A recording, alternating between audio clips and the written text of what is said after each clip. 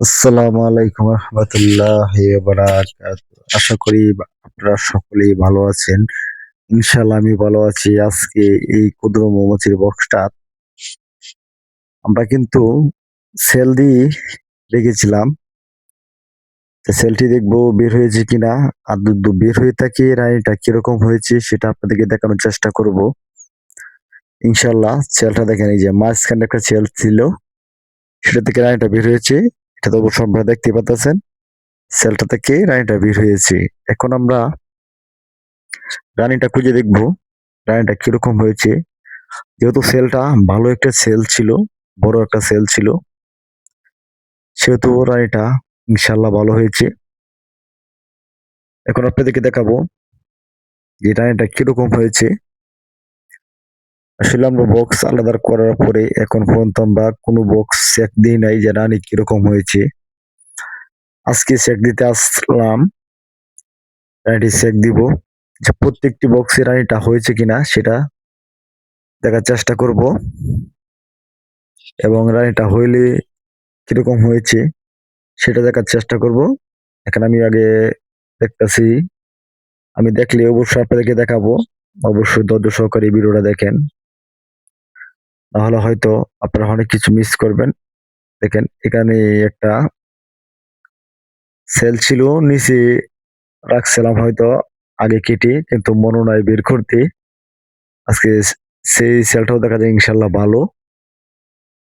যাই হোক, এই সেলটা দিয়ে আমরা একটা নতুন বক্স শুরু করেছিলাম। সেই বক্সটা অবশ্যই এই সেলটা যত ভালো রয়েছে সেটা আপনাদেরকে করে দেখাবো।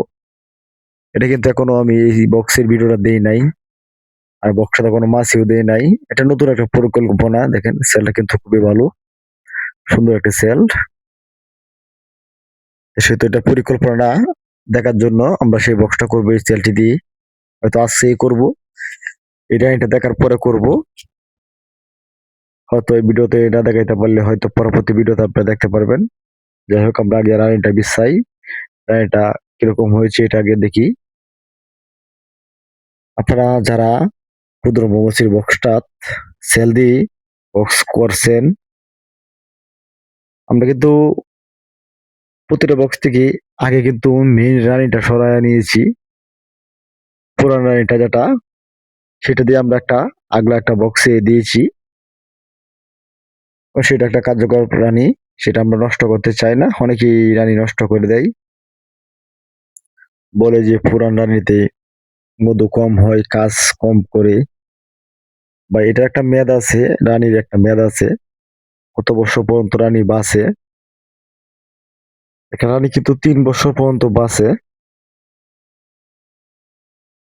হয়তো এটা সেরেনার বেলায় আরেক রকম। সেরেনার বেলায় কিন্তু প্রত্যেক বছরই রানী পাল্টায়, তারা মধু সংগ্রহ বাড়ানোর জন্য।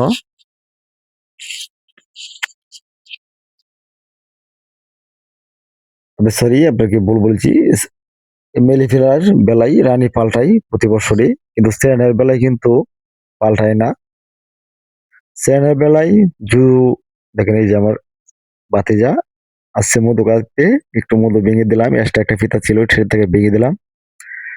যাই হোক, আগে রানীটা খুঁজি আর আপনাদেরকে কথাটা জানাই রানীর বিষয়ে। সেরেনার বেলায় কিন্তু যখন রানী অকেজ হয়ে যায়, তখন কিন্তু রানীটা অকেজ হওয়ার পরে দিয়ে রানী সেল দিয়ে থাকে।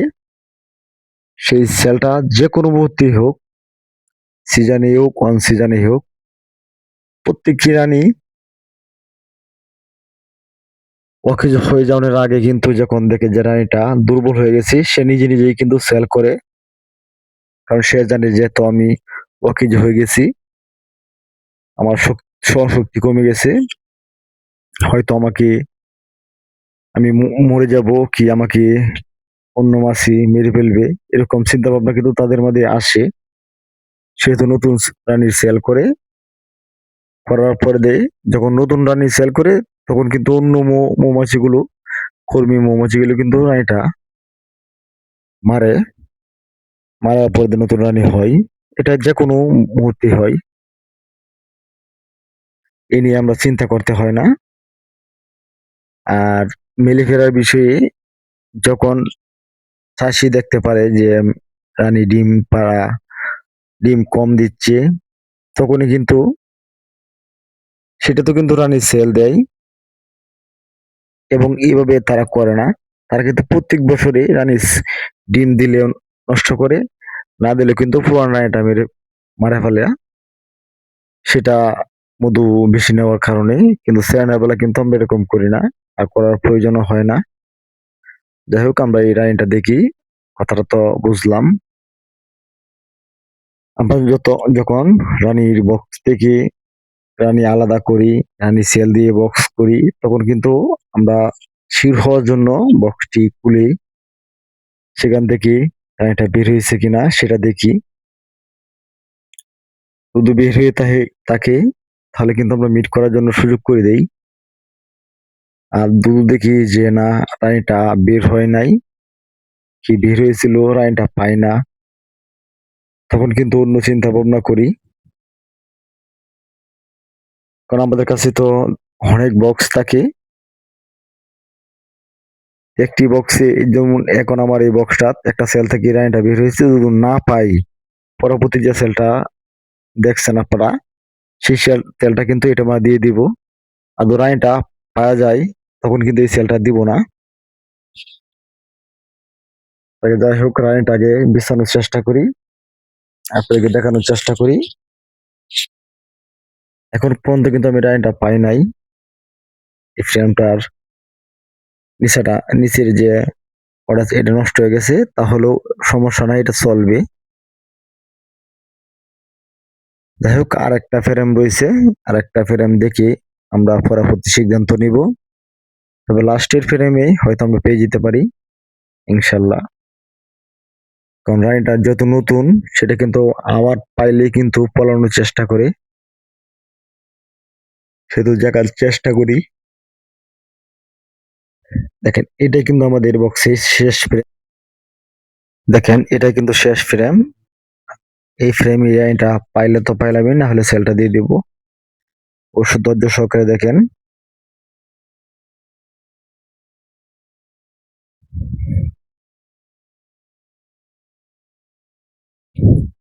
কিছুক্ষণ অপেক্ষা করেন। অবশ্যই আমরা এই ফ্রেমটা থেকেই ইনশাল্লাহ রাইনটা পাওয়ার চেষ্টা করব। দেখি রাইনটা আছে কিনা এই সেলটি। এই যে পেয়ে গেছি কিন্তু রাইনটা, ইনশাল্লাহ পেয়ে গেছি, আপনাকে দেখানোর চেষ্টা করব। অবশ্যই ধৈর্য সহকারে দেখেন। আমরা কিন্তু রাইনটা পেয়ে গেছি, এটার মধ্যে যেটা বললাম, যে আমি আঙ্গুল দিয়ে দেখালাম, এখানে কিন্তু ছিল। যাই হোক, নতুন রানী কিন্তু অত সহজে দেখা যায় না, তারা খুব দুরন্ত হয়।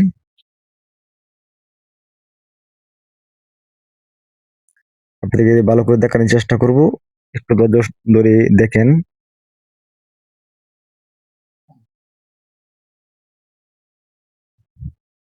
এই জায়গায় পেয়ে গেছি, এই যে